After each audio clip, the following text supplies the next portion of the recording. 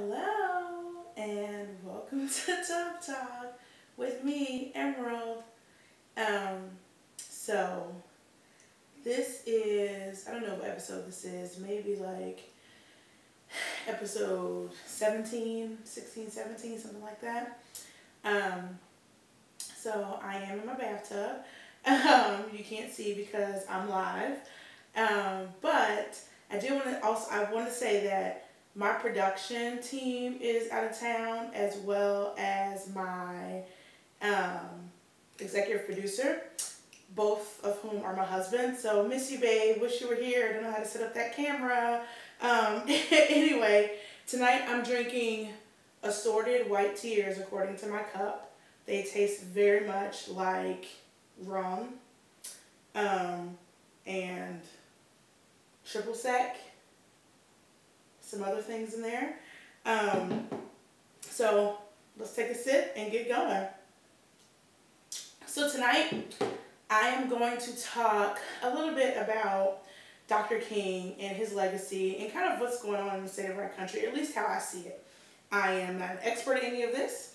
I just pay attention to what's going on in the world, and I think critically about things, and then I like to have dialogue regarding those things. So, you know, questions will be answered throughout the show. I'm happy to engage in conversation. First off, it is MLK Day 2017, and it is literally Monday before we inaugurate somebody who's really very divisive. And I'll leave it at that for now because I have things that I'll say later. And it's just really funny to me. I think about Dr. King and I think about what he stood for. And the person who we are inaugurating really seems to be the antithesis of what Dr. King's legacy is about, right? It seems like, how can this be happening 4 days from now? I don't know. But I wanted to kind of shed some light on Dr. King. So first, I love seeing everybody's posts about coming together and everybody can be great and serving the community and breaking down injustice and all of these things. But I also wanted to be very clear about a couple things. I feel as though over the past 50 or so years, history has really watered down and whitewashed who Dr. King was. And I keep reading these comments that Dr. King would not be impressed with the Black Lives Matter movement or kind of all these protests and march, and he was a yes man to the government. And again, we can talk about that in a bit. But I also want to make sure that people knew Dr. King was a radical. Okay? Dr. King hated capitalism. So anybody who thinks otherwise, do some reading. Dr. King obviously stood up for racial equity and equality and was not afraid to do what he needed to do to make some things happen, right? So he was not afraid to fuck up the status quo if that meant, impeding the morning commute by having a bus boycott, if that meant walking down a highway, making sure that people were going to be late to work, and stopping traffic and stopping the way of life to shed light on what was happening to more than half the population. And that's what he was willing to do, okay? He wasn't just this meek pastor who sat in the corner praying and then who met with, Lyndon B. Johnson. That's just not who he was. Dr. King was wanted by the FBI. J. Edgar Hoover called him one of the most dangerous men in America. So you start thinking about people that are protesting, people that are out here speaking their minds, and you want to throw in our face that, oh, Dr. King, he wouldn't appreciate this. No, he wrote the book on a lot of this stuff. He kind of road mapped it out for us, and some of us do it a little bit different, but he let us know what the real deal was, okay? Something that I was reading today that really kind of upset me and kind of ties into this is since the beginning of the year, so what are we, 16 days in, 45 people have been killed by law enforcement in the United States. So in 17 days, 45 people have lost their life at the hands of law enforcement here in this country.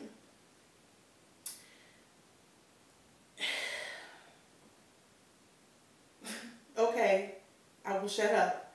But seriously, I don't.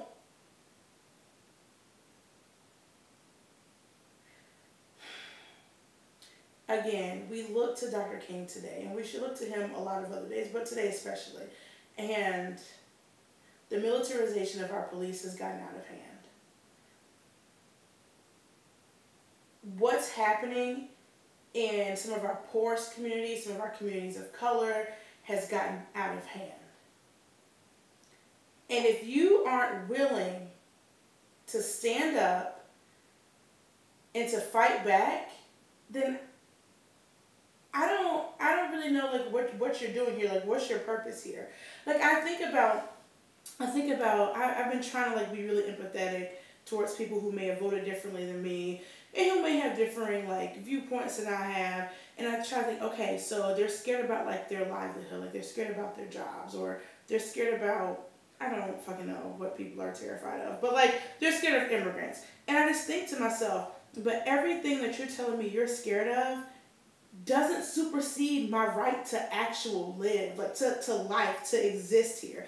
And that's what we're seeing. We're seeing people turn a blind eye to our law enforcement killing our citizens literally in the streets.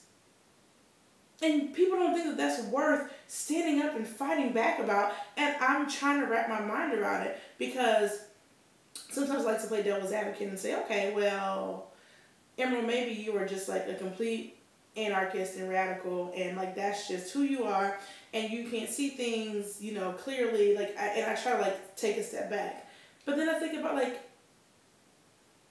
people's right to life, right? I think about the fact that our Congress is voting to take away health benefits in a variety of ways, including maternity things, including the children's health insurance plan, CHIP. Like, they're voting to defund that for children, for children, for those who are the least of us, for those who can't take care of themselves. I think about the fact that, you know, when there's a community mourning, so what? So what? You don't agree with how some people, you know, interact with the cops. But if you see a community in mourning and your first response is to start to victim blame, and your first response is to tell people to get over themselves, like, you have no grasp of humanity. And that's what I think is missing, and that's ultimately like what I get from Dr. King. I know I'm going a long way about this, but that's what I get from him. Listen, I'm going to be an anarchist, and I'm going to be a radical, and I'm going to be in these streets because that's who I am.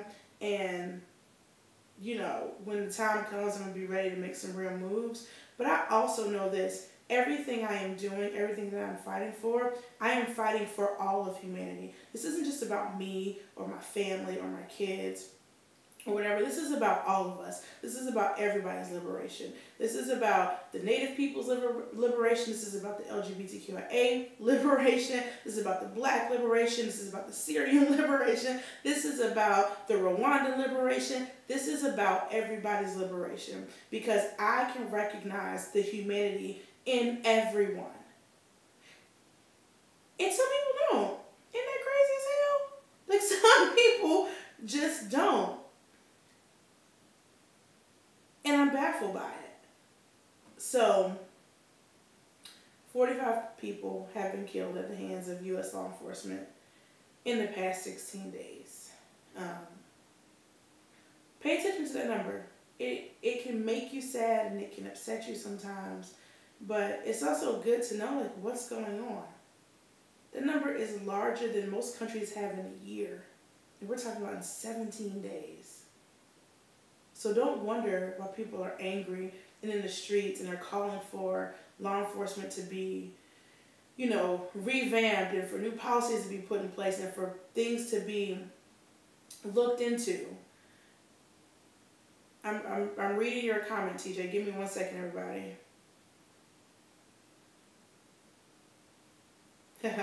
Listen, I get that, and I think you're right about people don't want to be cast as anti-police. I don't know how I personally feel about that, but I know one thing. if I don't want you to beat your child, that doesn't make me anti-parent, right? Like I just don't want you to overuse your power over that person, right? And again, it's these arguments like that people don't understand. But I hear you, TJ. I really do, and I know that I don't want to say that it scares people, but that people don't want to be seen like that they don't respect kind of what we have going on in this country, like what our systems are set up. But kind of I don't, right? Like I kind of don't, because the system is fucked. Like it's corrupt. So in the police state, cops were there to retrieve property for slave owners. Okay, and that was, I mean, any type of property and chattel is living property, which would be slaves and cattle and so on and so forth, right? So maybe I am anti-police. I say maybe. I definitely am. I'm just speaking for the general public. But like, maybe instead of being scared of that, people should own up to it. When you really look at what's going on, maybe you are anti-police. And maybe you should own up to that. And maybe we should start figuring out a system that's going to work for all of us instead of just for some of us, right? Something else I wanted to talk about. I wanted to talk a little bit about this Friday. So, this Friday is a really big day for everyone. I don't know if you all know, but it is my birthday. So, I'm excited. I am going to be 32 years young, because I'm still fine as hell and can catch a dick at any turn. But really,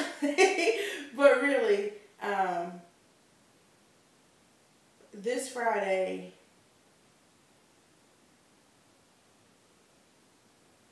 I would like for everyone to reach out to somebody who is feeling attacked or scared or lonely, regarding the change in administration.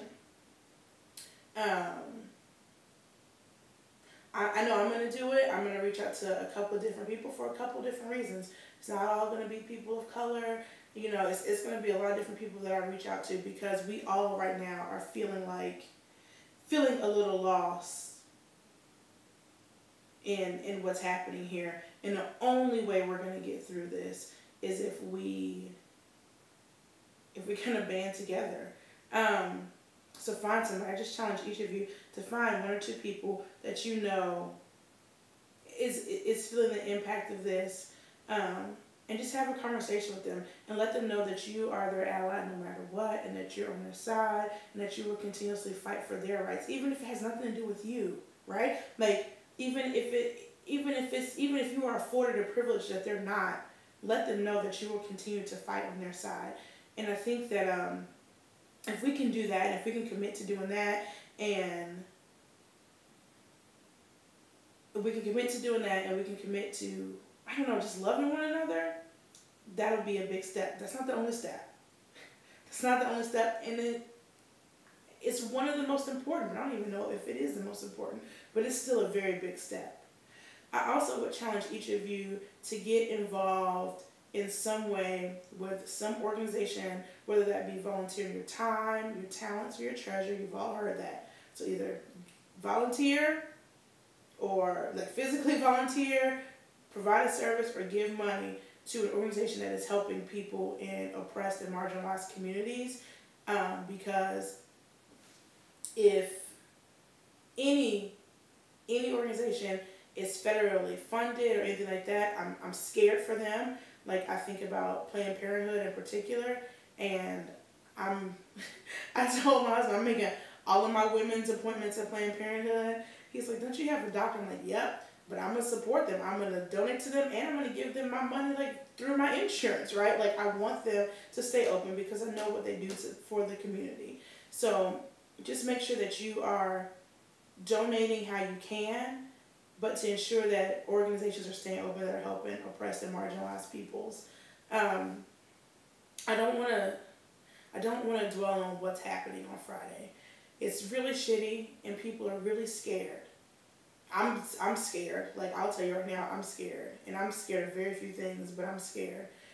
I don't want to dwell on him and that whole thing. What I want us to think about is mobilization, because nothing brings people together more than a common enemy. And I've been looking around at organizations and different peoples who, you know, historically may not have gotten along, who are coming together. And the fact of the matter is, he's going to get out. He's going to be out, and we're going to have to make sure that we stand strong, that we are supporting one another, and that we are ready to pick up the pieces of our country when it falls apart. I'm not going to say if, when it falls apart, because the shit is going to hit the fan. Okay, so make sure you get on your hat and your fucking goggles when it does, because it's going to hit the fan. Yeah. So, to recap, I don't know if I said earlier, but this is going to be short because my production team is not here and I don't know what the hell to do. There's like a camera watching me. I'm supposed to have set up so we can put it on YouTube. I don't know if I did it right. But anyway, to recap, MLK was a radical and a badass and wanted by the FBI, and people didn't like him, and was arrested numerous times and hated capitalism and didn't speak out against rioters because he knew that people rioted for a reason. And so all of the reasons, all the things that people say to protesters and marchers and activists trying to evoke Dr. King to tell us to calm down, no, he was all of those things. So that's one. Two, yes, my production team, Brianna, Demonte Ford, love you, babe, miss you. Hope you're having fun in Boston. Number two, this week, this Friday, and moving forward, make sure that you're reaching out to people who are scared, who are being directly affected by this change of administration, and just make sure that you're putting yourself out there. I mean, how am I going to know that I can come to you and talk to you and that I can depend on you if you don't put yourself out there, right? So put yourself out there. Yeah, those are my biggest points that I wanted to make. Guess what? Live questions. I will drink these assorted white tears as y'all ask me questions.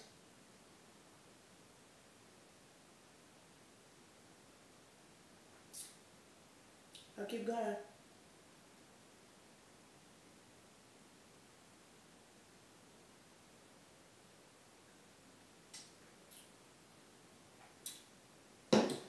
All right, you have your chance. I'm here, and I will end early if y'all don't want to know nothing from me. Oh, that's right. Let me scroll back up. What did you say? Who have I been looking to for leadership now?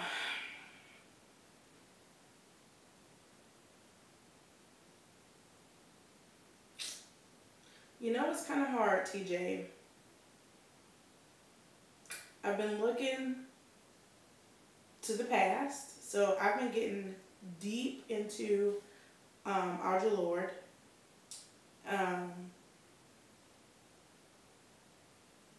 Oh, you mean like in the political climate, not like in the activism climate?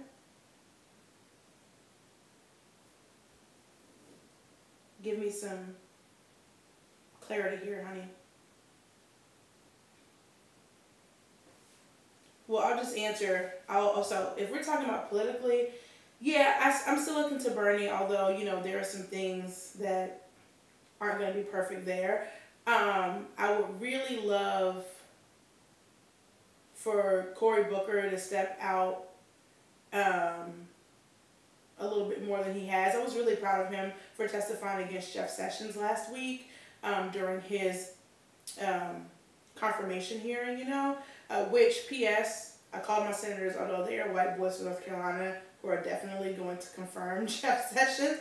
But funny story, I called them probably about 5 times a piece, and the same intern kept answering at Senator Burr's office. And so it was like the 3rd time, and he was like, "Is this Miss Anderson Ford again?" And I was like, "Yes, Jeremy. I don't want them to confirm Jeff Sessions." Like, we're just pissed off every time I call. So we do annoy them. Like, we annoy the shit out of them, and I'm sure that the senators hear about that. But anyway, so yeah, Cory Booker is somebody who I want to step out from behind the shadows a little bit more, and I want to hear what he has to say. I feel like he's still a little young, a little wet behind the ears, but I'm interested. I'm interested in him.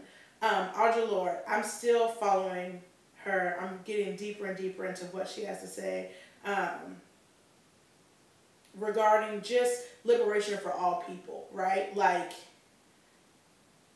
that's kind of what I'm saying. Like, it's not just about being black or female for me. Like, it's really like about all peoples. That whole Ubuntu idea, like, my humanity is tied to yours. I am because you are. Like, and she talks a lot about that. So that's kind of on both sides of the scale, TJ.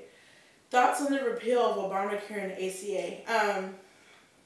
So the Affordable Care Act, for any of you who have read it, is a pretty terrible piece of legislation, and they had to make a lot of concessions to get it through. And I completely understand and respect that. Like, I'm not downing the idea of the legislation. It's just that in order for it to pass through the House and the Senate, a lot of things had to be changed. And so it's not that great of a piece of legislation. I say that because I'm being completely honest. Like, when I read it, I was not that impressed with it. I was, however, impressed with the fact that we were able to push through the idea of universal health care at some point in this country. And that's the most important part. And I acknowledge that and am completely aware of that. I talked a little bit, Ash, how repealing Obamacare will take away from, like, the child health initiative plan or something like that, which is CHIP, and it's about children. It's about making sure that children have what they need, right? So we're not even talking about, I mean, all of it's horrible. We're talking about, what, 22 to 30 million Americans not having health care. We're talking about those of us who do have insurance through our jobs, still seeing, like, still not, you know, pre-existing conditions not being covered, yada, yada, yada. Like, still seeing some changes that way. I mean, I think it's a clusterfuck all around. And I think it's really funny how their president-elect keeps saying that, like, they're going to replace it with something. Like, I don't understand. Like, the Republicans have not liked it since jump, but, like, did y'all not come up with a plan for it?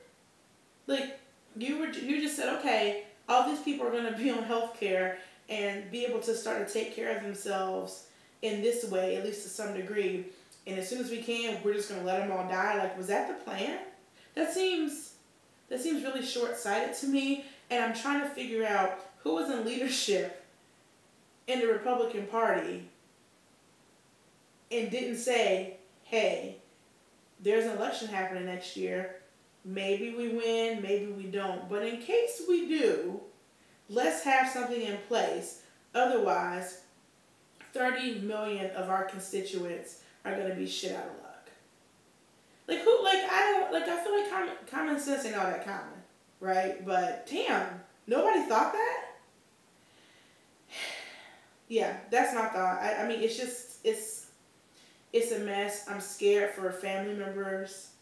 I'm scared for friends. I have a friend of mine who was literally like, you're right, Mark, they do not need a plan.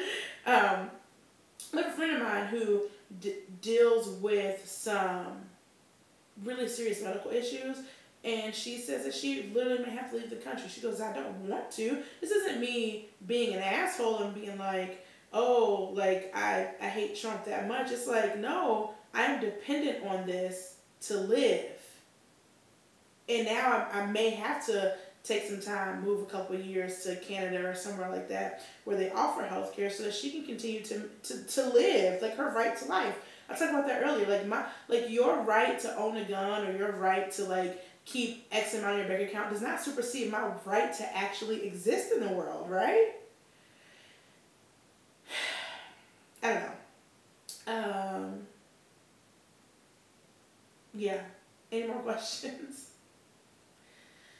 I get frustrated about these things, and I start thinking about the fact that, like, I don't know how many of y'all are, because I don't know who's watching, but, like, I have to raise kids in this shit. Like, I have to raise black females in this. And I think about, Cleo was going to be, let's say, this guy makes it 4 years, she's gonna be 9. Like, she's gonna be aware of what's happening around her. Like, how the fuck am I supposed to raise children in this bullshit? Ooh, Ashley. Yeah, I got some thoughts on Eddie Long. It's sad that the bishop has died. For those of you who don't know, Eddie Long was a longtime bishop and pastor of New Birth Church in Atlanta. It's sad that he died. So I wasn't aware of the allegations and the thing, whatever happened with him. Apparently he was sleeping with teenage boys. Is that correct? I wasn't aware, so I don't want to speak on something if I don't know what I'm talking about. But that's what I've been hearing. Apparently, like some years ago, about 5 or so years ago, it came out that he was sleeping with teenage boys, taking them out, buying them gifts, things of that nature. And I had somebody on my Facebook feed or somebody Twitter feed, whatever, who compared him to Dylan Roof, the Charleston shooter. And, people kind of went ham on this person, like, how dare you compare him to Dylan Roof? And, I had to sit back and think about it. If you're destroying the black community, you're destroying the black community. Sorry? Not sorry? Those are my thoughts on Bishop Eddie Long. Anybody want to know more? Ask me privately. I gotta do some more research on kind of what that whole thing is about. I know that's not a popular view, but I'm sticking to it, damn it. Let me take a drink after that. Any other questions?